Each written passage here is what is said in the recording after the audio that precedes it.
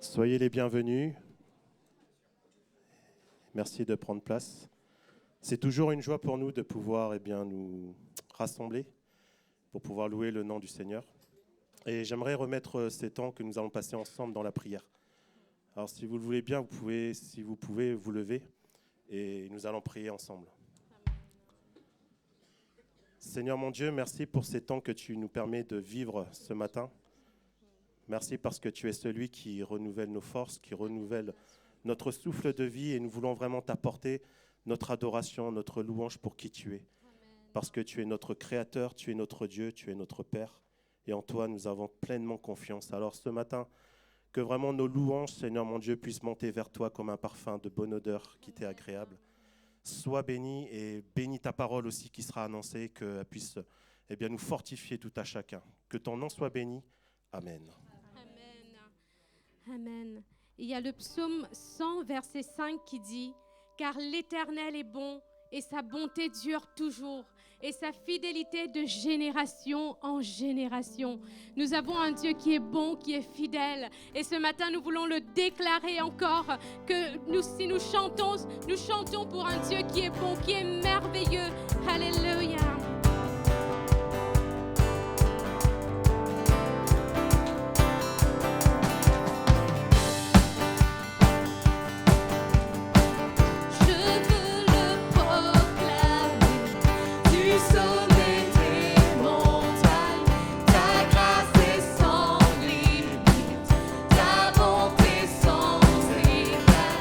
Ta tendresse m'envahit, ta bonté me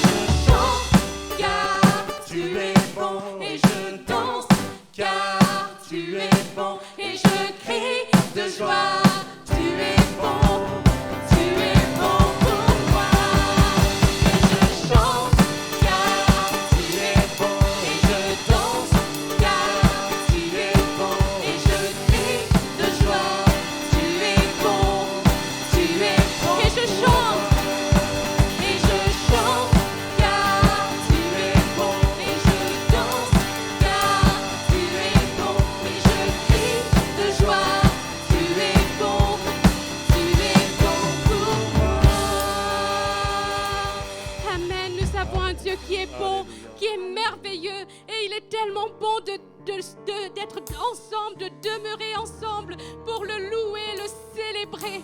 Alléluia, Jésus. Béni soit ton nom. Nul n'est semblable à notre Dieu. Alléluia. Et nous voulons le louer notre Seigneur, louer notre Dieu qui est semblable.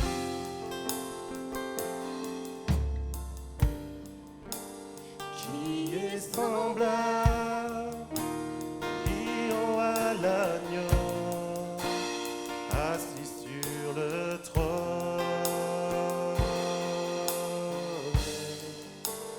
Les mains s'inclinent, les océans rugissent devant le Seigneur. Qui est semblable à notre Dieu. Alléluia. Qui est semblable au lion à l'agneau, assis sur le trône.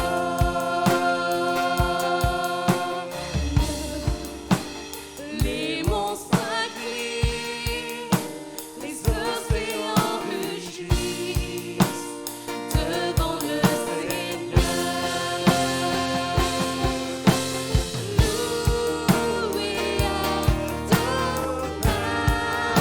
devant le Seigneur.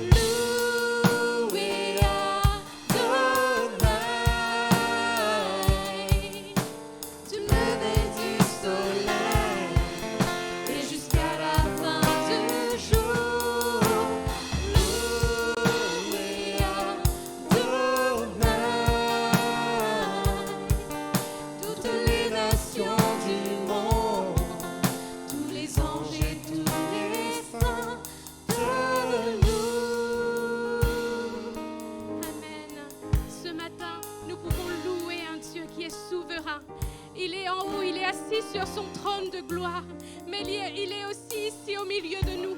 Il est le Dieu qui est omniprésent. Il est le Dieu qui nous connaît parfaitement. Il est souverain, il est le Tout-Puissant. Et ce matin, il nous donne ce privilège d'être enfants de Dieu. Nous sommes les enfants de Dieu et nous voulons le déclarer ensemble. Nous ne sommes plus sous l'esclavage de la peur. Nous n'avons aucun esclavage parce que Dieu est venu nous libérer. Il nous a affranchis. Que ce matin, si tu es dans ces lieux et que tu as encore des angoisses, que tu as encore des peurs dans ta vie, que vraiment tu puisses proclamer ces paroles. Je suis enfant de Dieu, tu es l'enfant de Dieu. Il t'aime et il est à tes côtés pour te relever, pour te fortifier. Ici, il est avec toi, sa parole nous dit qui pourrait être contre toi. Nul n'est semblable à notre Dieu. Alors vraiment déclare ces paroles. Alléluia. Je ne suis plus esclave de la peur, je suis enfant de Dieu.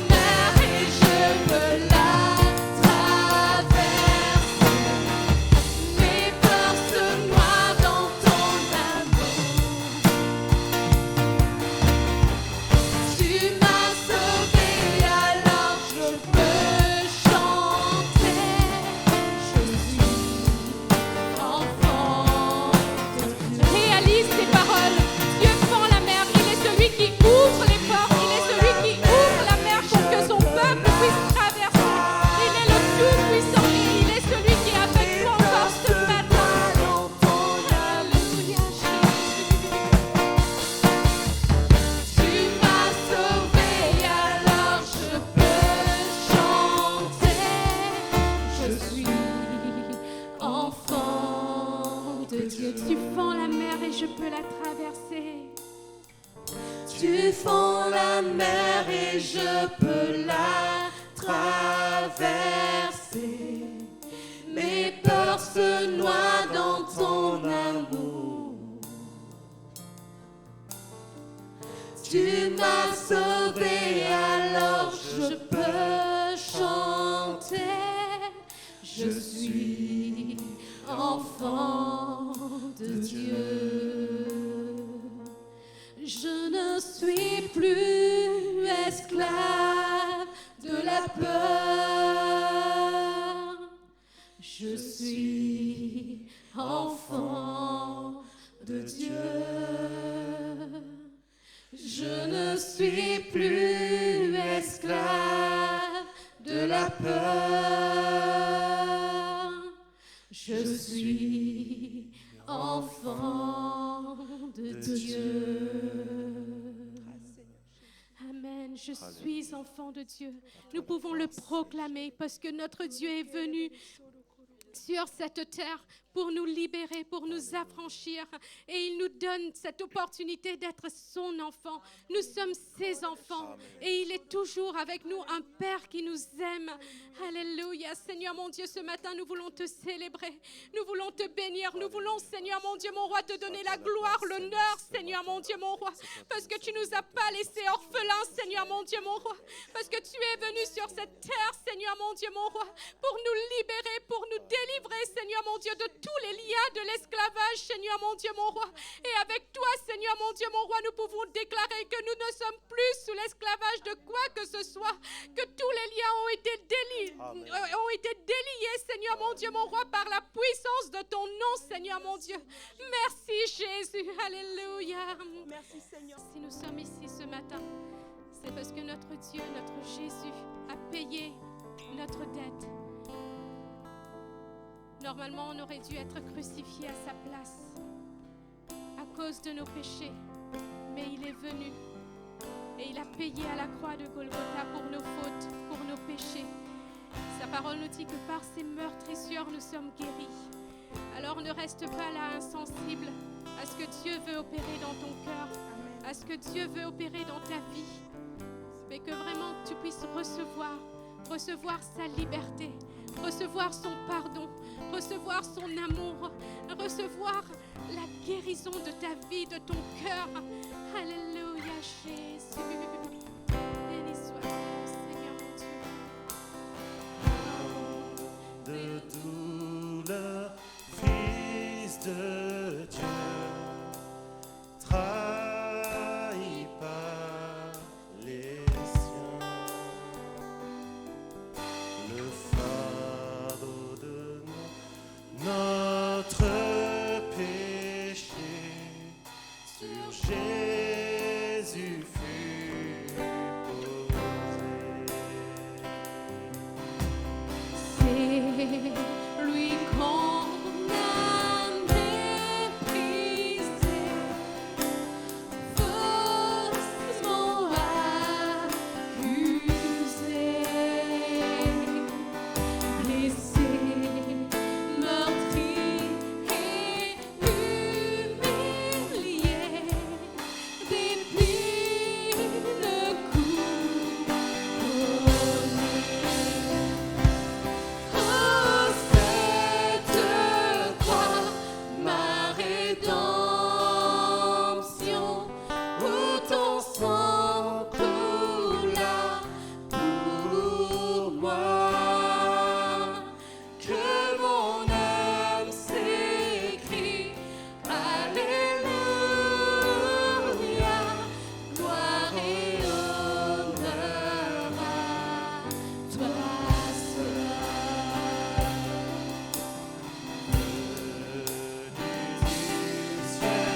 Sur la terre, pour nous réconcilier.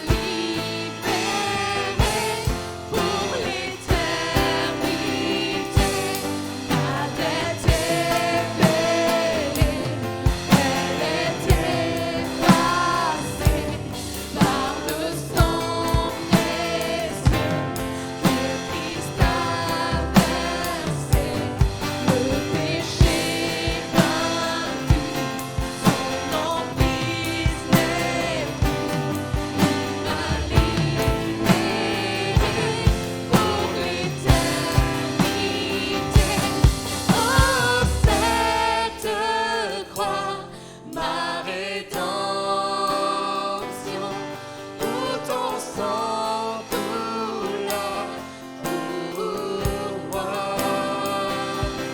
Que mon âme s'écrie, Alléluia,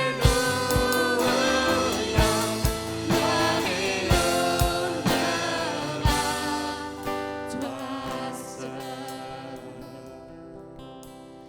La pierre a été roulée, revois le tombeau vide. Alléluia. Alléluia, Dieu soit loué. Il est ressuscité. Oh, cette croix, ma rédemption, pour ton sang coula pour moi. Que mon âme s'écrie, Alléluia, gloire et honneur à toi seul. Gloire et honneur à toi seul. Gloire et honneur à toi seul. Alléluia, Jésus, béni soit ton nom. Gloire à toi, Jésus. Que ceux qui ont été désignés pour la scène puissent s'approcher. Alléluia. Que ceux qui le souhaitent puissent élever encore leur voix au Seigneur. Amen. Nous allons avoir le temps des offrandes maintenant, alors que Nathalie et Christophe vont passer. Dans nos rangs, il y a deux offrandes ce matin, premier dimanche du mois. Il y aura le premier tronc, l'offrande, et le deuxième tronc, c'est pour le local. Et on va prendre un chant, c'est la première fois qu'on va le chanter ici, où on va déclarer que Jésus est tout pour nous. Dans une prière, il y a quelqu'un qui disait que Dieu ne nous a pas promis que tout allait être facile, que tout allait être merveilleux, mais par contre, il nous a promis qu'il sera toujours avec nous. Et ce chant dit que même au milieu de l'orage, même au milieu des tempêtes que nous pouvons traverser, nous pouvons réaliser que Dieu est à nos côtés. Et nous pouvons le chanter, Jésus, tu es tout pour moi. Alors que quand vous chantez ces chants, les paroles de ces chants, vraiment que vous réalisez chaque mot qui va sortir de votre bouche. Et alors que vous allez sortir de ce lieu tout à l'heure, et dans cette semaine, peu importe ce qui se passe, réalisez que vous n'êtes pas seul, mais que Dieu est à vos côtés, qu'il est souverain, qu'il est celui qui vous soutient. Amen.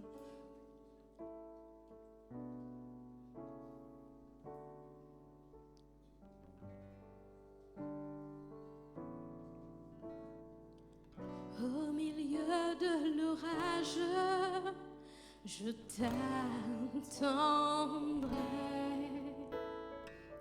Si l'angoisse fait rage, je resterai. Tu protèges mon âme, je suis gardée. Même au milieu des flammes, je te louerai. Tu es mon Dieu, mon Père, tu es mon univers. Je suis ancré dans ton amour, je chanterai.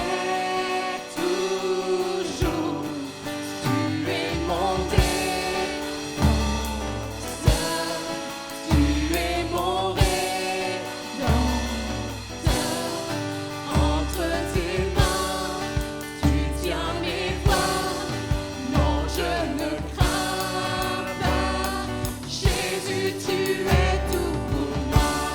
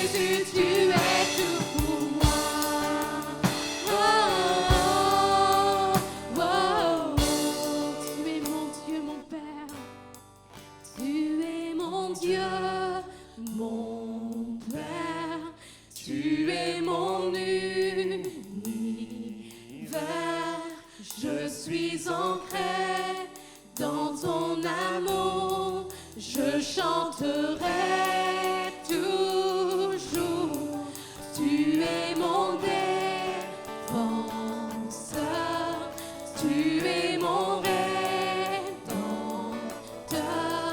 Entre tes mains, je tiens mes voies.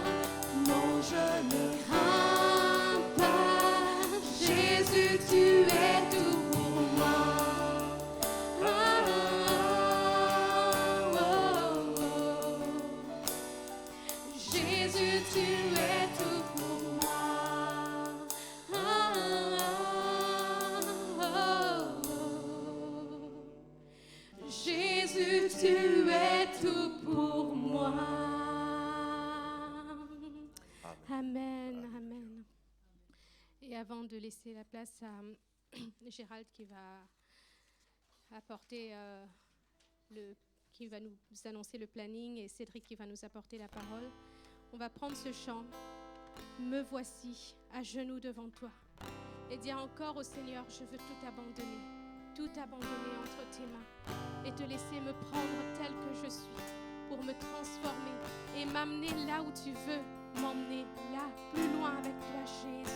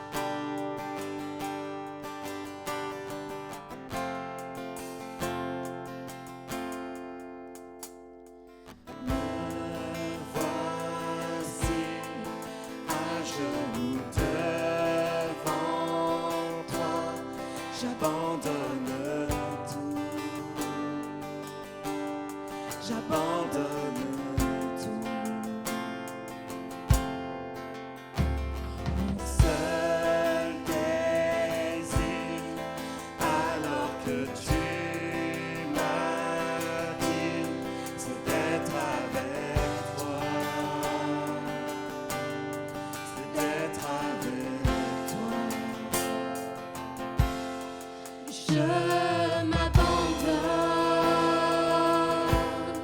je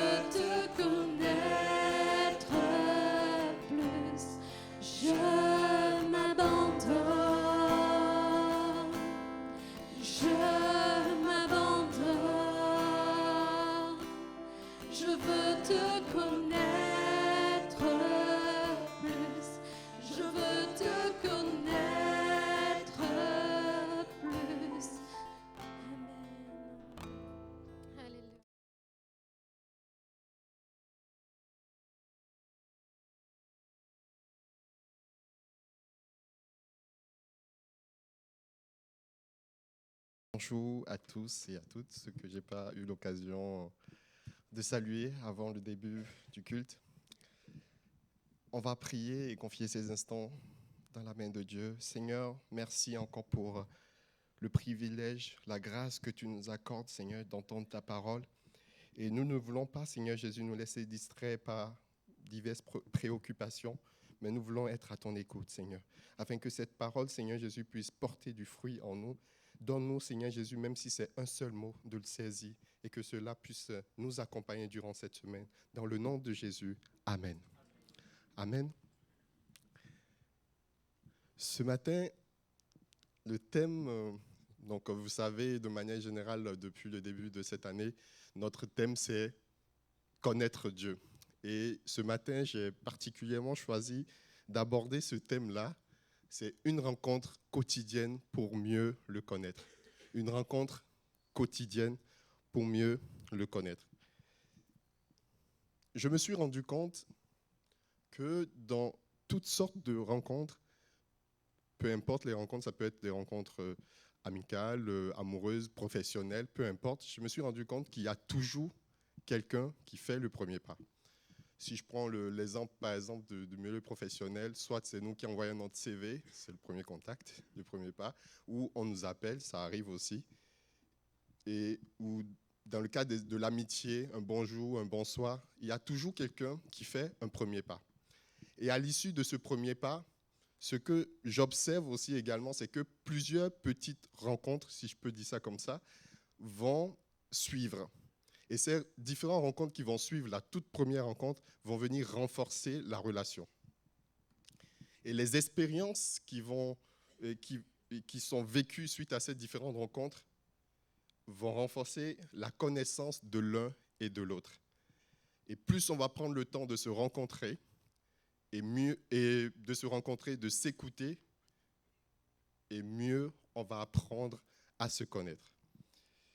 Et vous avez peut-être remarqué, comme moi, quand on demande souvent aux gens qui se sont mariés de comment vous vous êtes rencontrés, il y a toujours une histoire, il y a une expérience, il y a un témoignage qui sort de cela, ou même les baptisés, comme ça a été le cas dimanche dernier, il y a une expérience, il y a une histoire, il y a un témoignage à raconter. Et je pense qu'il en est de même dans notre relation avec Dieu. Dieu a fait le premier pas vers nous. Il a fait le premier pas vers nous pour qu'on puisse le connaître. Donc notre relation va durer dans le temps. Non, pour que notre relation puisse durer dans le temps et pour qu'on puisse connaître encore davantage Dieu, il y a aussi notre pas à faire. Il a fait le premier pas, il y a notre part aussi à faire. Et les rencontres avec Dieu peuvent s'effectuer de plusieurs façons, en tête-à-tête, dans la prière. Donc Matthieu 6, verset 6 dit « Mais quand tu pries, entre dans la chambre, ferme la porte et prie ton Père qui est là dans le lieu secret, et ton Père qui voit dans le secret te le rendra. » Ou encore, on peut rencontrer, comme ce matin, on est tous ensemble, en église, entre amis, entre frères et sœurs, pour le louer, pour l'adorer. D'où ce petit schéma-là que j'ai mis pour illustrer. Les deux petits pas, c'est pour dire Dieu fait. Bon, je n'ai pas trouvé une image dans l'autre sens. Dieu fait un pas vers nous et nous aussi on fait un pas vers lui. Et l'image de celui qui prie, c'est un cœur ouvert pour le rencontrer. Donc, dans les quelques minutes qui vont suivre, on verra ce en quoi Dieu a fait le premier pas vers nous.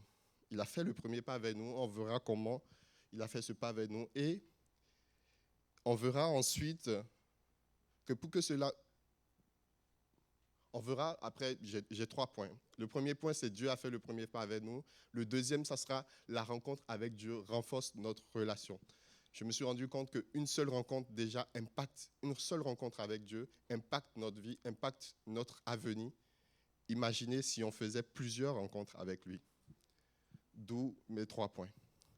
Donc mon premier point, Dieu a fait le premier pas. Il a fait le premier pas vers nous.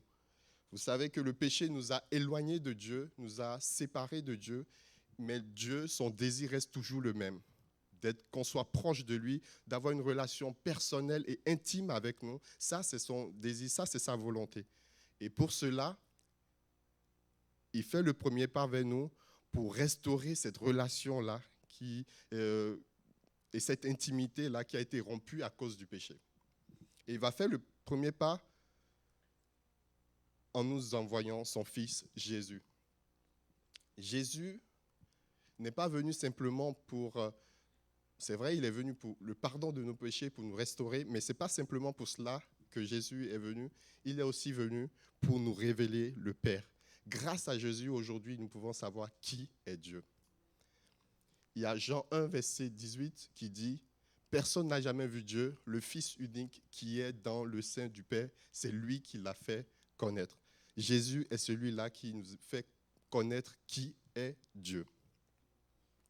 La Bible aussi est un moyen par lequel aujourd'hui on peut apprendre à connaître qui est Dieu.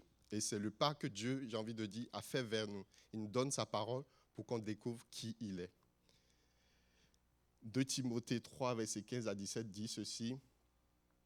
Depuis ton enfance, donc c'est Paul qui parle à Timothée, depuis ton enfance, en effet, tu connais les Saintes Écritures. Elles peuvent te donner la vraie sagesse qui conduit au salut par la foi en Jésus-Christ. Car toute Écriture est inspirée de Dieu et utile pour enseigner, refuter, redresser et apprendre à mener une vie conforme à la volonté de Dieu. Ainsi, l'homme de Dieu se trouve parfaitement préparé et équipé pour accomplir toute œuvre bonne. La parole de Dieu est là pour nous communiquer la volonté de Dieu et sa vision pour tout un chacun de nous.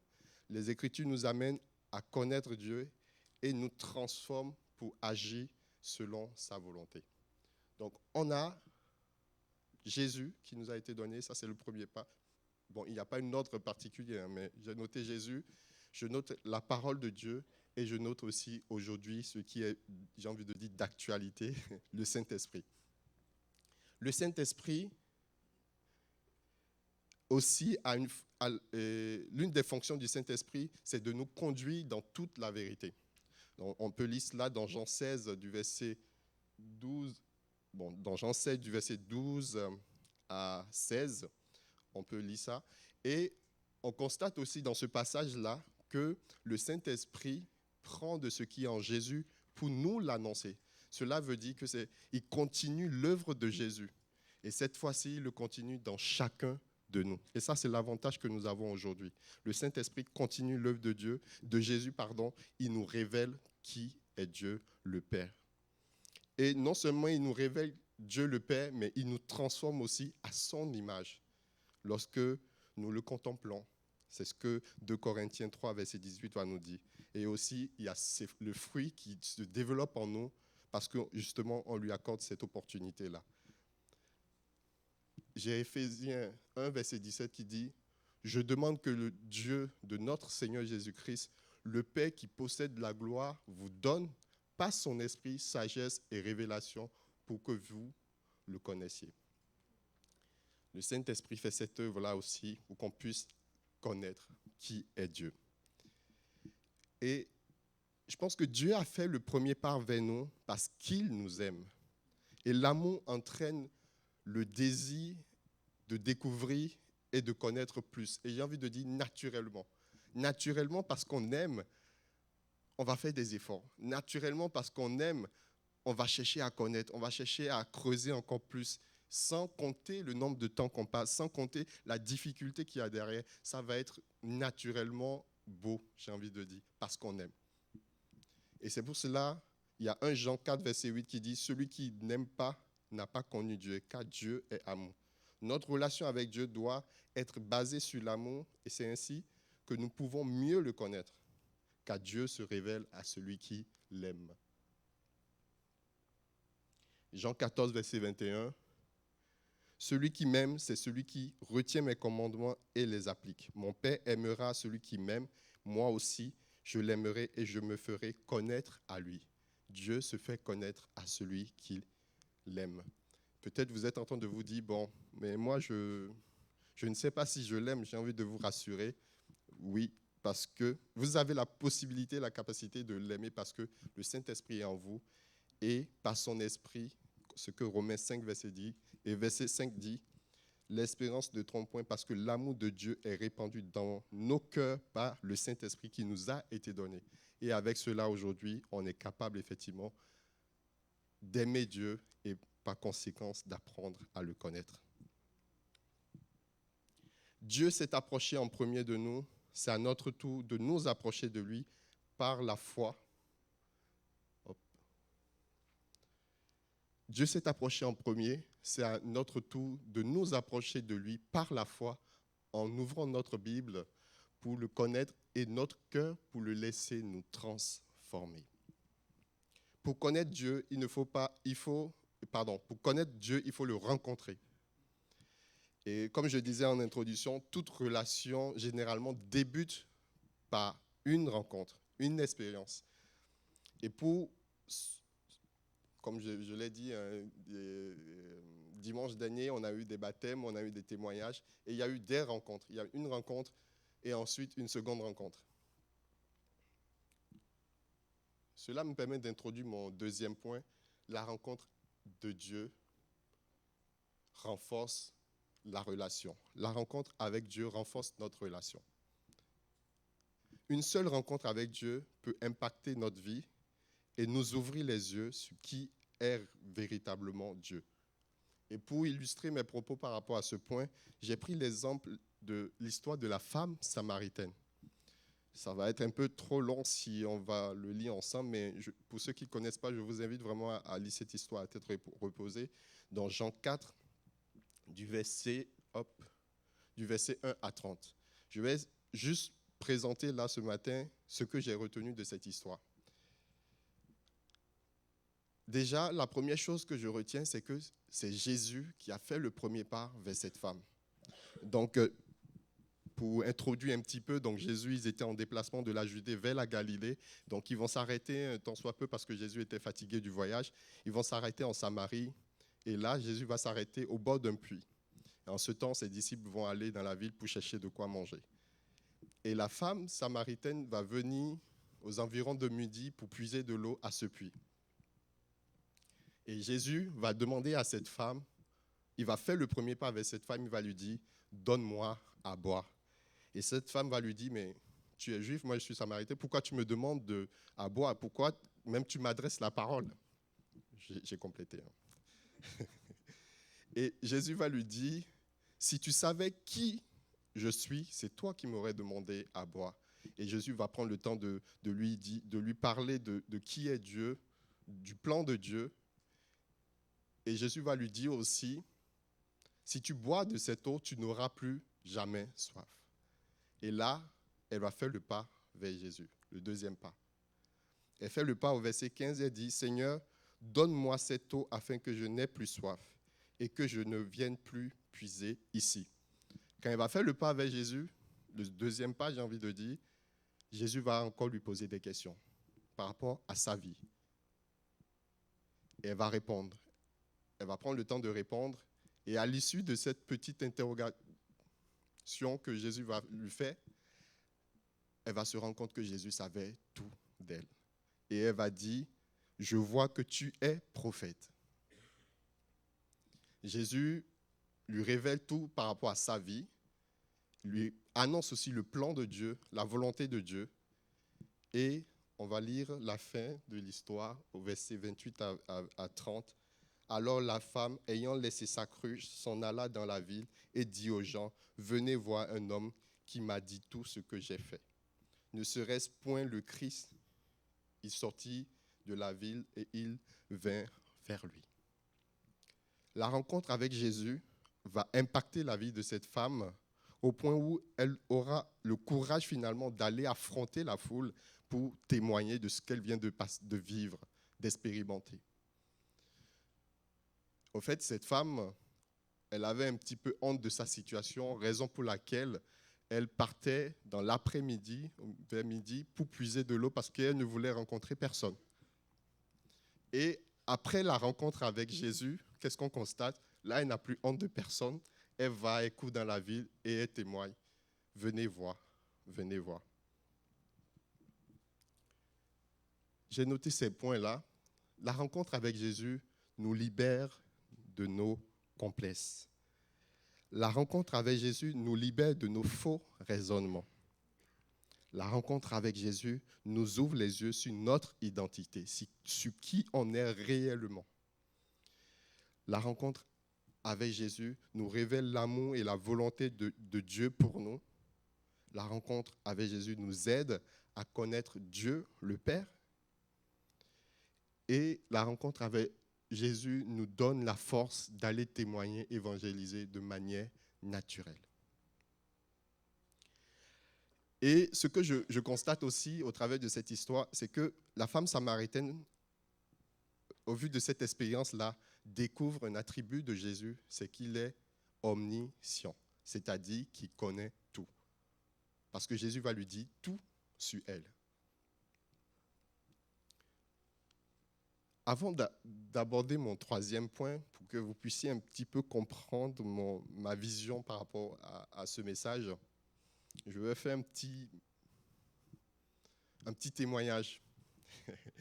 Je vais vous faire un petit témoignage pour que vous puissiez comprendre l'intérêt, finalement, ce pourquoi j'insiste sur la notion de plusieurs, ou je vais insister sur la notion de plusieurs rencontres pour connaître Dieu.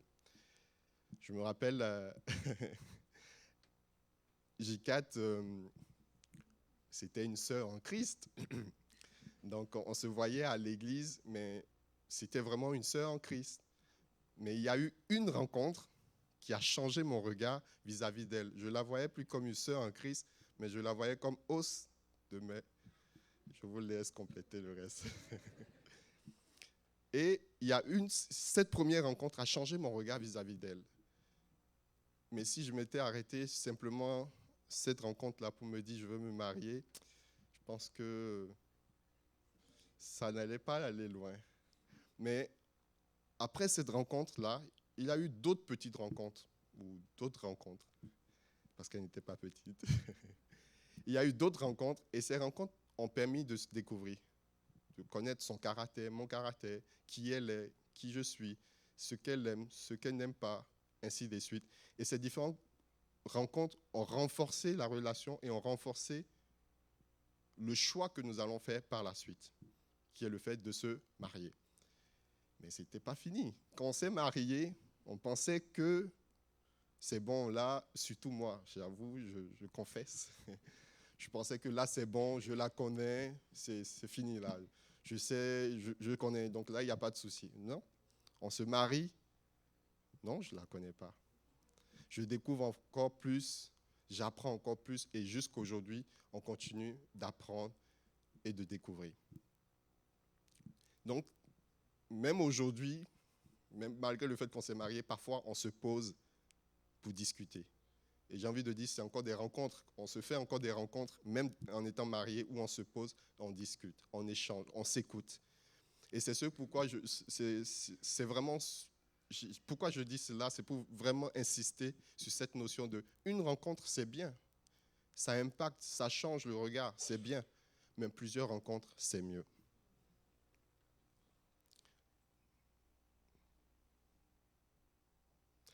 Pour connaître toute la nature de Dieu, il nous faut plus de rencontres et d'expériences avec lui.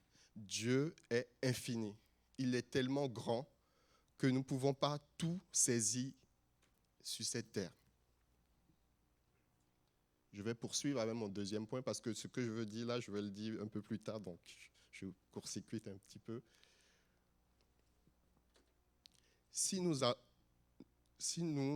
avons fait une rencontre comme la femme samaritaine, une seule rencontre, et cela nous a poussé à donner notre vie à Dieu, à le suivre, j'ai envie de dire c'est bien, mais nous ne devons pas nous arrêter là. Une rencontre régulière ou une expérience ou une épreuve même peut nous aider à ajuster notre connaissance de Dieu.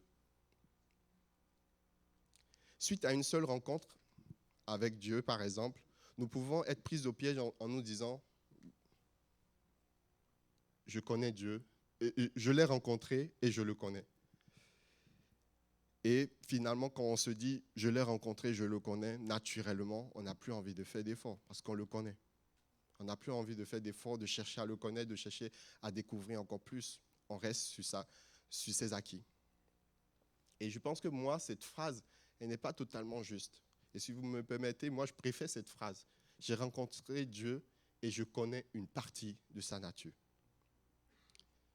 Car nous allons continuellement apprendre à le connaître et à le découvrir. Dit que l'on connaît Dieu peut nous amener à un sentiment d'orgueil ou de tout acquis et finalement nous empêcher de faire preuve d'humilité pour découvrir encore et pour apprendre encore plus de qui il est réellement.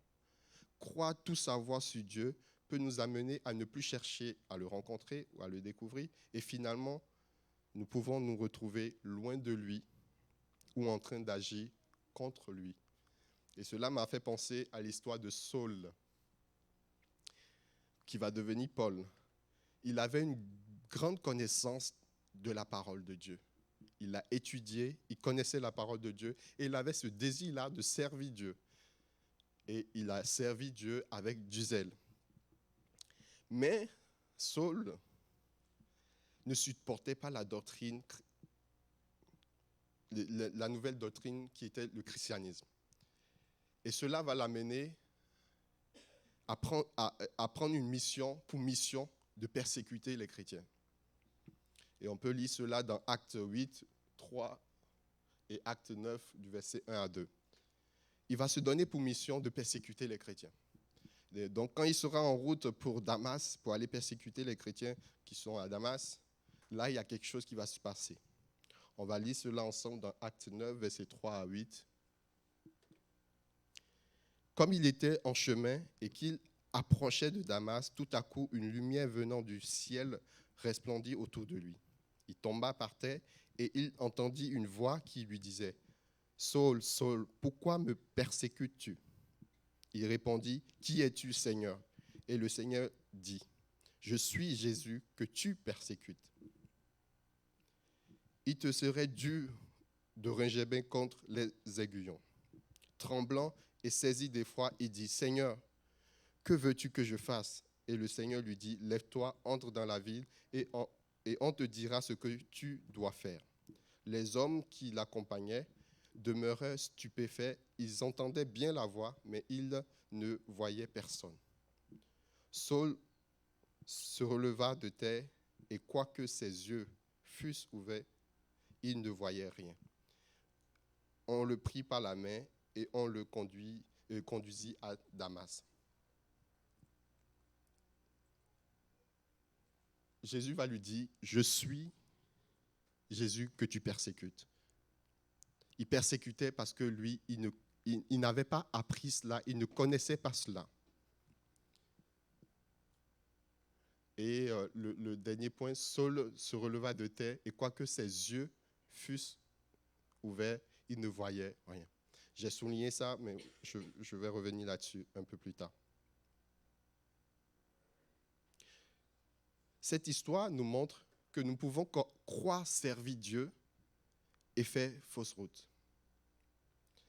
Saul croyait servir Dieu en persécutant les chrétiens, mais sa rencontre avec Dieu va littéralement lui ouvrir les yeux sur qui est réellement Jésus et va changer sa vie par la suite. Nous pouvons connaître Dieu théoriquement, j'ai envie de dire, sans le connaître véritablement. Il nous faut, dans ce cas, comme Paul, que Dieu nous ouvre les yeux pour qu'on puisse mieux le comprendre, mieux comprendre sa parole et mieux le connaître. Et c'est pour cela que j'ai envie de dire, parfois, une seconde rencontre est nécessaire pour ajuster notre vision de qui est Dieu.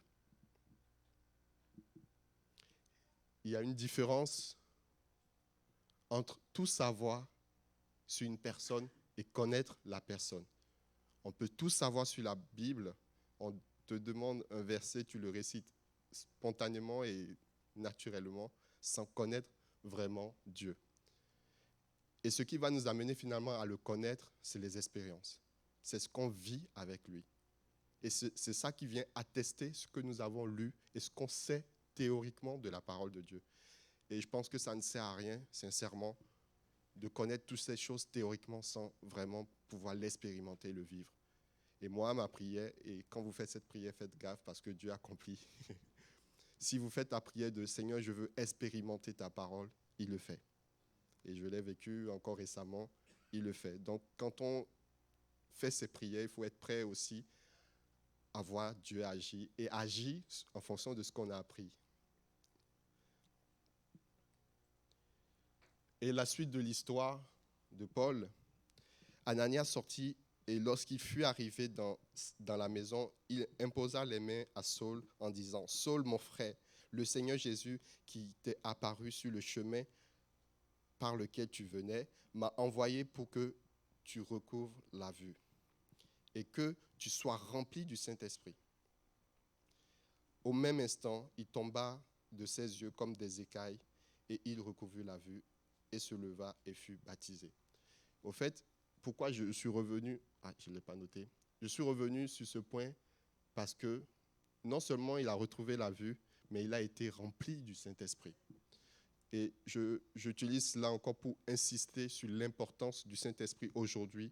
Il joue un rôle important pour nous. Le Saint-Esprit joue un rôle important. C'est lui qui nous aide quotidiennement à connaître qui est Dieu.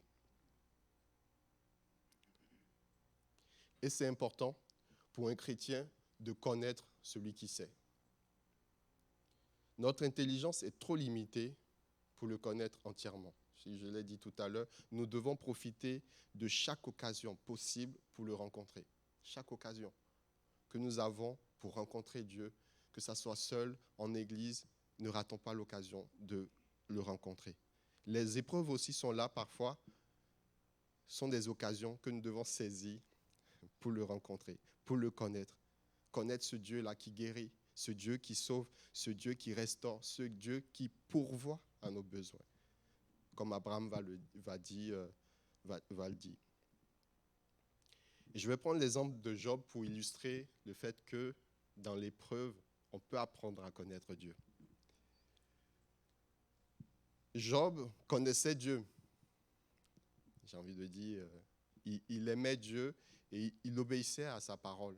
Il craignait Dieu. Mais il va se passer une épreuve, il va passer par une épreuve, et cette épreuve va l'amener à...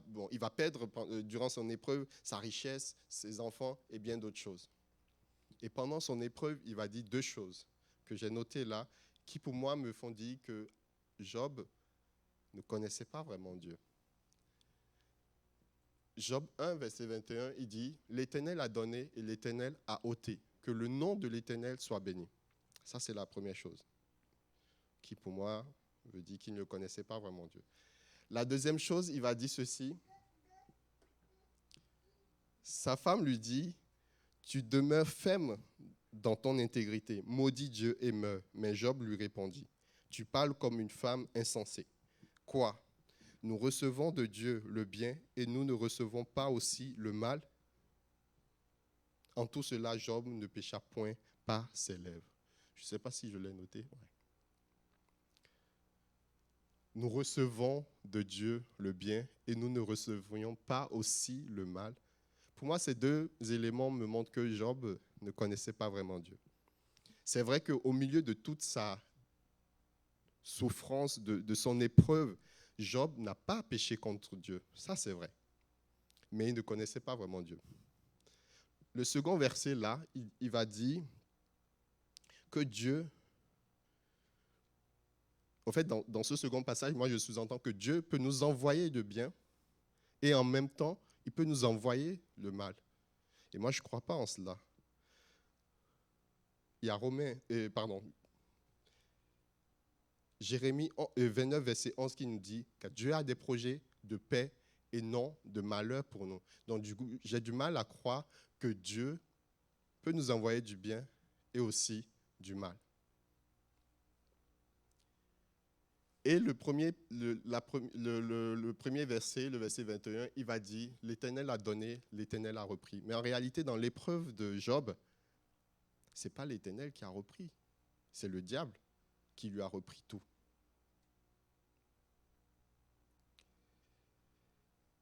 Car quand Dieu donne, il ne se repent pas de ce qu'il a donné.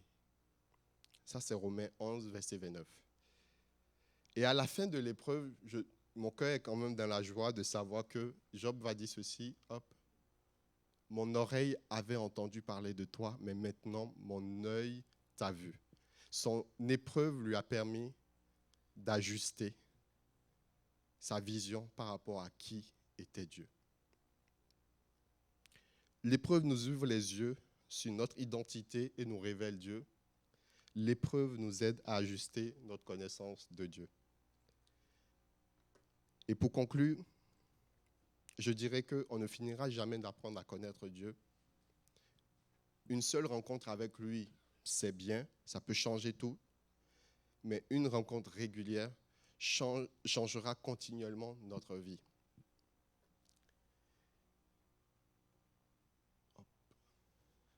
Connaître Dieu ne sera pas le résultat d'une prière, mais plutôt du temps que nous allons passer régulièrement avec lui.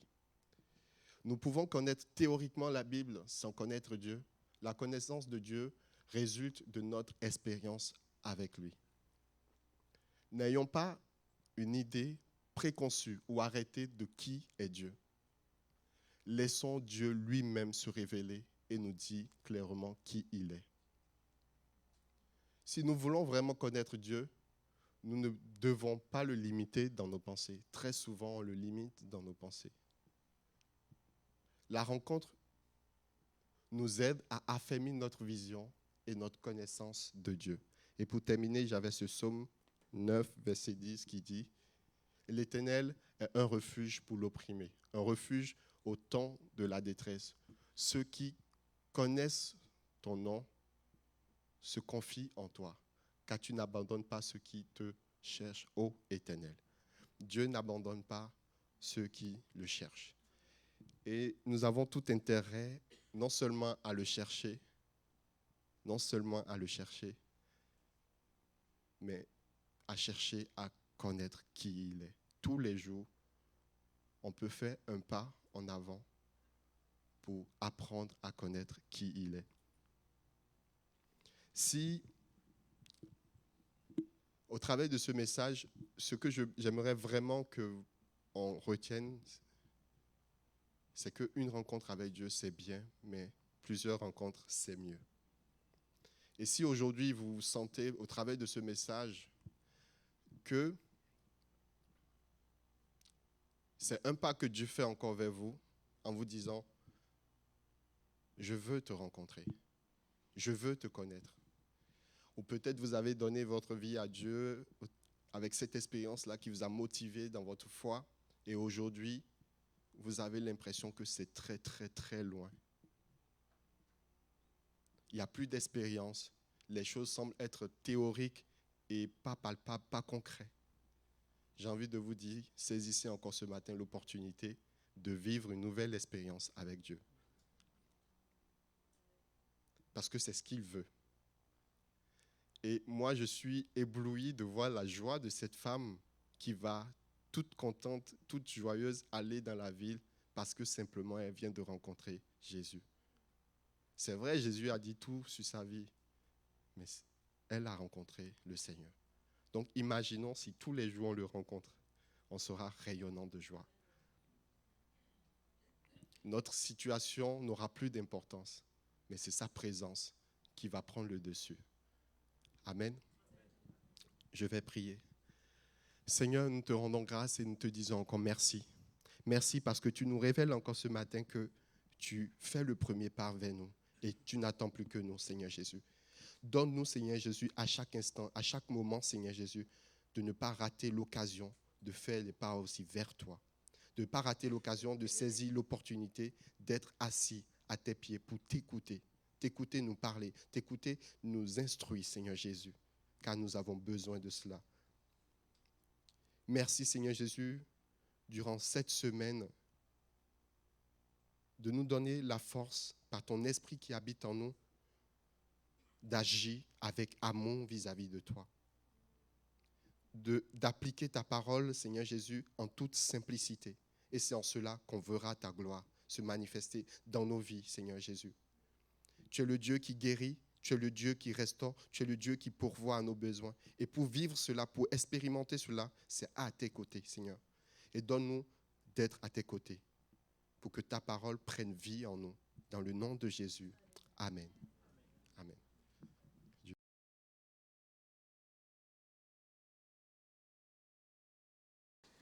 Amen. Merci pour cette parole. C'est vrai que Dieu nous fait grâce encore ce matin de nous donner, il nous laisse ce choix de continuer à lui faire confiance, ce choix de venir à lui chaque jour pour nous laisser, et il veut se révéler encore à nos cœurs. Amen. Et on va prendre ce dernier chant qui dit que l'amour de Dieu est parfait, qu'il a tout donné. Amen.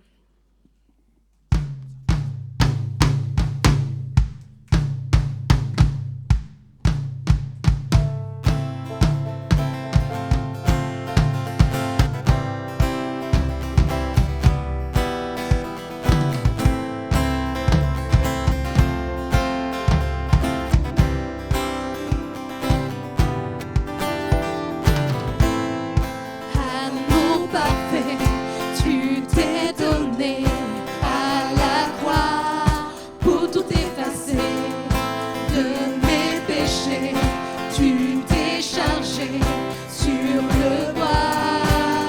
C'est par ta grâce seule que je suis pardonné.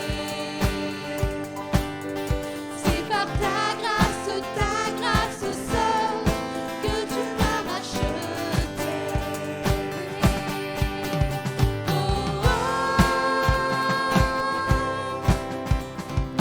merci pour la croix, ton amour pour moi. Oh, ta grâce ne faillit pas.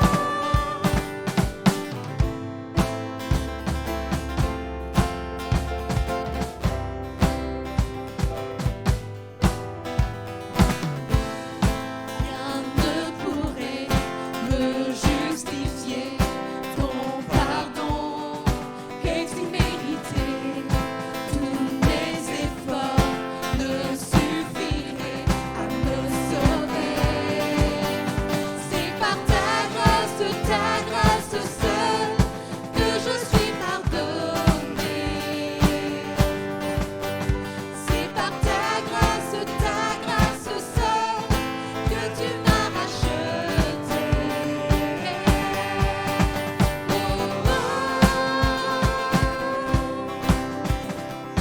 Merci pour la croix, ton amour pour moi.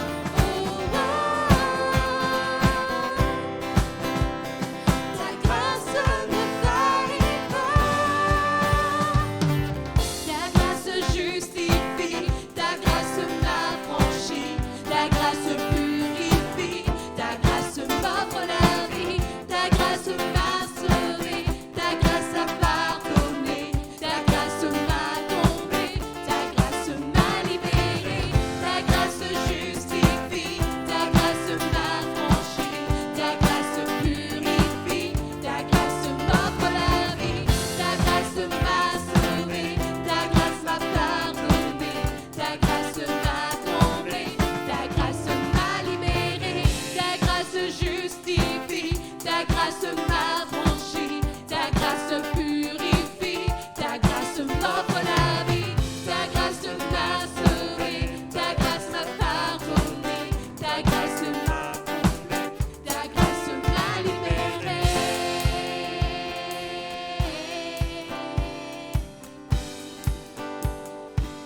Ta grâce m'a libéré.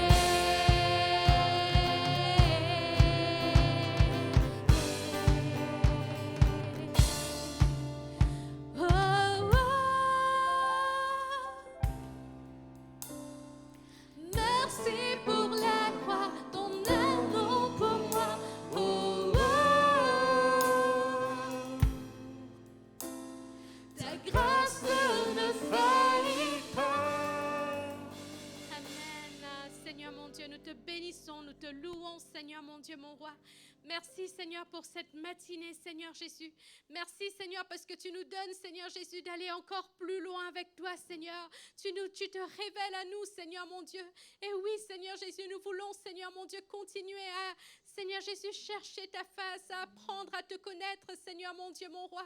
C'est vrai, Seigneur Jésus, donne-nous, Seigneur, de ne pas nous laisser, Seigneur mon Dieu, de ne pas nous laisser perturber, Seigneur, par les choses de ce monde, Seigneur, par nos habitudes, mais donne-nous toujours, Seigneur mon Dieu, mon roi, de prendre du temps avec toi, Seigneur mon Dieu, mon roi, de prendre du temps dans la lecture de ta parole, Seigneur, d'apprendre à t'écouter, Seigneur mon Dieu, mon roi, et d'apprendre, Seigneur Jésus, à continuellement nous réajuster, Seigneur Jésus, sur ta parole, sur qui tu es, Seigneur mon Dieu, mon roi. Seigneur Jésus, garde nos cœurs, garde nos vies entre tes mains, Seigneur mon Dieu, mon roi, et bénis encore cette nouvelle semaine que tu nous accordes, que ton nom soit célébré, bénis Jésus, amen, amen. Bon dimanche. Ah oui, et n'oubliez pas la vente des gâteaux pour soutenir nos jeunes.